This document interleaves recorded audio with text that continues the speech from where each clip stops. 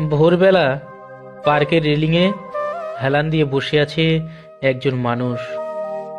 চিন্ময়ী আলোয় এক ঝাঁক পায়রার দিকে এক দৃষ্টিতে চেয়ে আছে কৈশোরের দিকে।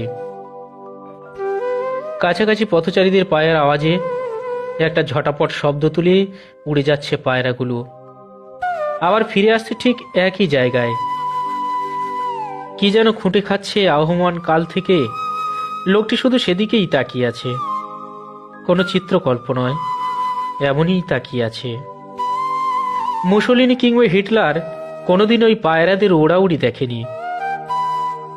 যখন যুদ্ধে জমে উঠেছে পৃথিবী, কেঁপে উঠেছে ভারসাম্য, তখনই ওই পায়রাগুলো ডানা কাঁপিয়ে উড়ে এসেছে নির্মেঘ হাওয়া থেকে ধুলো মাটির স্বর্গে।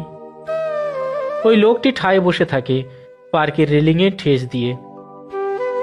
এদিকে গর্জন করছে ওয়াল স্ট্রিট, অন্যদিকে জাঁকিয়ে বসেছে মুখোশ ব্যবসায়ীরা।